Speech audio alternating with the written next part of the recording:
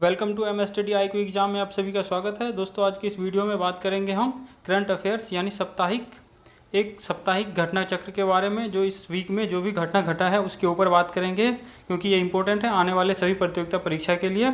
इसमें से कई सारे क्वेश्चन बनेंगे जो कि पूछे ही जाएंगे 100%। इस वीडियो को पूरा देखें और साथ के साथ याद कर लें। आइए देखते हैं क्या क्या घटना घटी इस वीक में।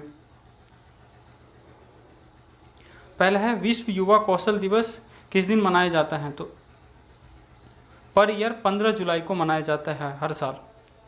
अगला है गूगल ने हाल ही में जियो प्लेटफॉर्म्स में कितने हज़ार रुपए का निवेश करने की घोषणा की है? 30,000 करोड़ की घोषणा किया है। अगला है हाल ही में जिस राज्य सरकार ने बढ़ते कोरोना संकट के कारण 16 जुलाई से 31 जुलाई तक लॉकडाउन लगाने की घोषणा की है, कौन सा स्टेट है? तो बिहार सरकार ने 16 से 31 जुलाई तक लॉकडाउन को घोषणा किया है। अगला है मानव संसाधन विकास मंत्रालय ने डॉक्टर अनीता भटनागर को कितने वर्ष के लिए नेशनल बुक ट्रस्ट के बोर्ड ऑफ ट्रस्टी में नामित किया है? 3 वर्ष के लिए 3 वर्ष के लिए नामित किया है। अगला है BCCI ने पिछले हफ्ते राहुल जौहरी का इस्तीफा स्वीकार करने के बाद किसको BCCI का अंतरिम CEO नियुक्त किया है? यहाँ पे किसको होगा दोस्तों? तो हेमंग अमीन को नियुक्त किया है। हेमंग अमीन को अंतरिम CEO नियुक्त किया है BCCI ने।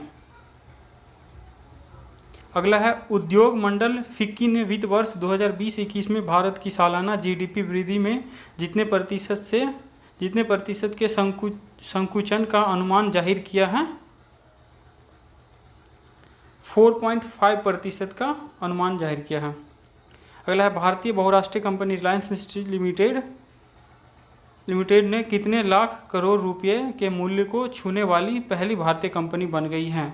12 लाख करोड़ को छूने वाली पहली भारतीय कंपनी बन गई है।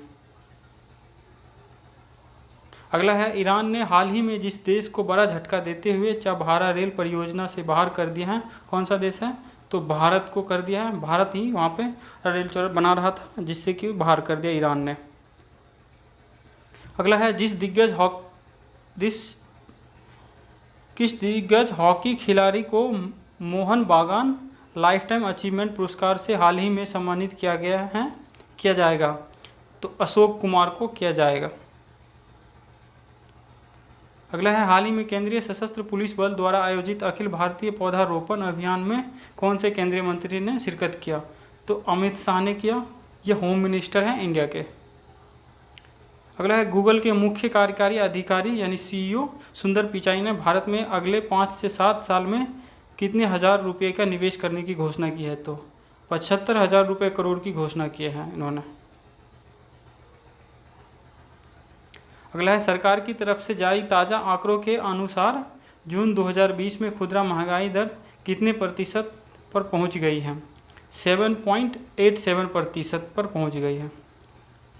अगला है भारतीय रेलवे ने जब तक रेलवे को ग्रीन रेलवे बनाने की घोषणा की है, कौन से साल तक? तो साल 2030 तक भारतीय रेलवे को ग्रीन रेलवे बनाने की घोषणा की है। अगला है केंद्रीय वाणिज्य और उद्योग मंत्रालय के आंकड़ों के मुताबिक जो देश वित्तीय वर्ष 2019-20 के दौरान भारत का शीर्ष व्यापारिक भागीदार बना, वो कौन सा देश है? तो अमेरिका बना। अमेरिका से भारत का सबसे ज़्यादा भागीदार व्यापारिक रहा। यहाँ से अमेरिका से बहुत सारे चीज़ इंडिया ने खरीदा, इसे ही हम व्यापारिक भागीदारी कहते हैं। अगला है हाल ही में जिस राज्य सरकार ने रोको टोको अभियान की घोषणा की है? तो मध्य प्रदेश सरकार ने रोको टोको अभियान की घोषणा किया है। अगला है हाल ही में भारत चीन सीमा विवाद के बीच भारतीय सेना ने किस देश से 72,000 SIG 716 असाप्ट राइफल खरीदने जा रही हैं? तो अमेरिका से खरीदने जा रहे हैं। अगला है हाल ही में ऑस्ट्रेलिया ने किस देश द्वारा हांगकांग में लगाए गए राष्ट्रीय सुरक्षा कानून की प्रतिक्रिया में हांगकांग के साथ अपनी प्रत्यार्पण संधि को निलंबित कर दिया? तो चीन के साथ।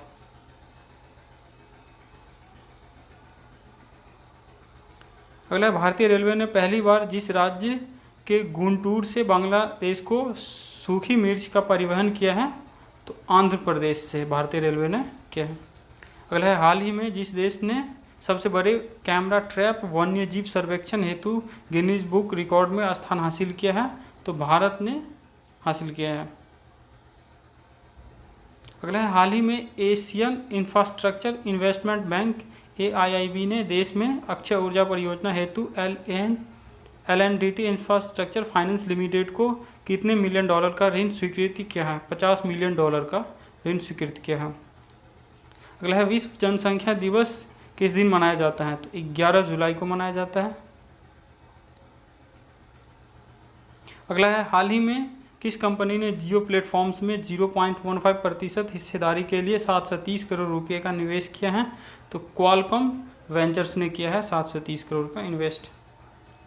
अगला है, किस राज्य में हाल ही में भारत की पहली राज्य स्तरीय ई-लोक अदालत की शुरुआत हुई है? तो छत्तीसगढ़ में हुई है।